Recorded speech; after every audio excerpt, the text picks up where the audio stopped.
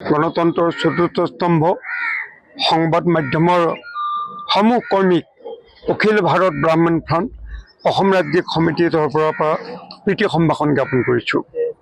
শ্ৰদ্ধেয় সাংবাদিক বন্ধুসকল, আপোনালোকে নিশ্চয় গম পাইছে আজি কেইদিনমানৰ পৰা এটা বাতৰিয়ে বিশেষকৈ অসমৰ সামাজিক জীৱনত বিশেষ প্ৰভাৱ পেলাইছে আৰু সমাজ ব্যৱস্থাত তোলপাৰ লগাই আছে।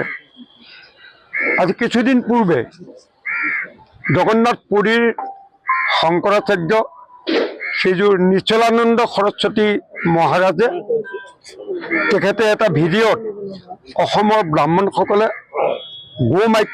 গো মাংস ভক্ষণ কৰিছিল আৰু তেখেত শংকৰাচাৰ্য হোৱাৰ পাছত এই প্ৰথা বন্ধ কৰিবলৈ তেখেতে প্ৰচেষ্টা হাতত লৈছিল বুলি তেখেতে এটা ভিডিঅ' ক্লিপিং তেখেতে আমি দেখিবলৈ পালোঁ। এইটো আমি দেখি চালোঁ চিটিলোঁ। আমি অখিল ভাৰত ব্ৰাহ্মণ ফ্ৰণ্ট লগত আমাৰ সহযোগী যিসকল আমাৰ ব্ৰাহ্মণৰ সংগঠন আছে, আমি সদৌতিকে একেলগে গোট খাই আমি বিভিন্ন আলোচনা বিলোচনা কৰিলোঁ আৰু আপোনালোকৰ সংবাদ মাধ্যমৰ সহযোগত এইটো আমি যথেষ্ট এইটোক লৈ আলোচনা সমালোচনা হ'ল, টক শ্ব' পৰ্যন্ত হৈছে। আৰু আমি শংকৰাচাৰ্যৰ লগত যোগাযোগ কৰিছিলোঁ যে কি কাৰণে, কি ভিত্তিত, কি তথ্য আধাৰত তেখেতে এই কথাখিনি কৈছে।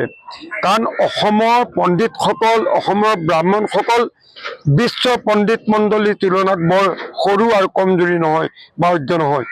গতিকে আমি এতিয়ালৈকে সতি অসমৰ ব্ৰাহ্মণসকলে কেতিয়াও কোনো কাৰণতে গো মাংস ভক্ষণ কৰা নজিৰ নাই, উদাহৰণ ক'তো নাই।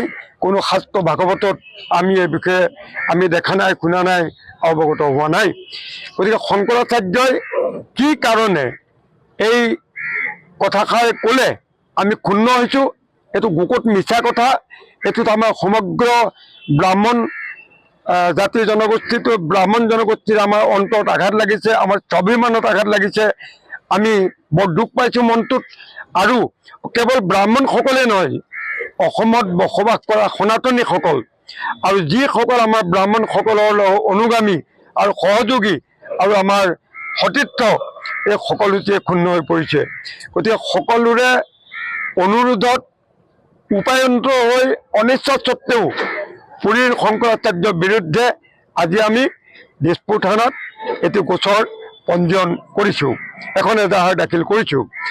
পৰৱৰ্তী সময়ত যদি আৰক্ষীয়ে গুৰুত্ব প্ৰদান নকৰে আমি গণতান্ত্ৰিক আন্দোলনৰ ব্যৱস্থা কৰিম আৰু আইন আদালতেদি আমি ব্যৱস্থা গ্ৰহণ কৰিম। তাৰ আগতে আমি তেখেতক সেৱা খুজিবৰ বাবে অনুৰোধ জনাইছিলোঁ, ভুল স্বীকাৰ কৰিবৰ কাৰণে অনুৰোধ জনাইছিলোঁ সংবাদ মাধ্যমৰ যোগেদি। আৰু যদি তেখেতৰ হাতত কিবা তথ্য আছে অসমত ব্ৰাহ্মণসকলে গো মাংস ভক্ষণ কৰাৰ, সেইটো আমি বিচাৰিছিলোঁ। ইতিমধ্যে তেখেতে সেইটো আমাক দিব নোৱাৰিলে। গতিকে নিদিলে মানে তেখেতৰ হাতত হয়তো নাই, নহ'লে আজি 5-6 দিন যাক লৈ হুলস্থুল হৈছে নিশ্চয় তেখেতে প্ৰদান কৰিলেহেঁতেন। যি কি নহওক, গতিকে অসমৰ ব্ৰাহ্মণসকলৰ লগতে অসমৰ সনাতনীসকলে তেখেতৰ মন্তব্যৰ বক্তব্যত অতি দুখ পাইছে আৰু ভৱিষ্যতে বিৰূপ প্ৰতিক্ৰিয়াৰ সৃষ্টি হ'ব পাৰে বুলি ভাবি আমি আজি দিছপুৰ থানাত তেখেতৰ বিৰুদ্ধে তেখেতক বিহিত ব্যৱস্থা গ্ৰহণ কৰিবৰ বাবে আমি দিছপুৰ থানাত আজি এজাহাৰ দাখিল কৰিলোঁ। যোগেদি আমি কৰিছিলোঁ, তেখেতৰ প্ৰাইভেট ছেক্ৰেটাৰীৰ লগত যোগাযোগ কৰিছোঁ। তেখেতে কথাটো গুৰুত্ব দিয়া নাই। আমি যিটো বুজিলোঁ, প্ৰাইভেট ছেক্ৰেটাৰীৰ লগত আমি কথা পাতিছিলোঁ, প্ৰাইভেট ছেক্ৰেটাৰীয়ে তেখেতৰ লগত যোগাযোগ কৰিব পৰা নাই, মানে তেৰা বেগা এনেকুৱা কথা তাৰমানে। গতিকে সেইকাৰণে আমি আপোনালোকে নিশ্চয় জানে যে ব্ৰাহ্মণ এটা এনেকুৱা জাতি যি আন্দোলনৰ কাৰ্যসূচী হাতত ল'বলৈ এতিয়াও অসমত কোনো ব্ৰাহ্মণ আন্দোলনৰ কাৰ্যসূচী হাতত লোৱা নাই, অনশনৰ কাৰ্যসূচী হাতত লোৱা নাই।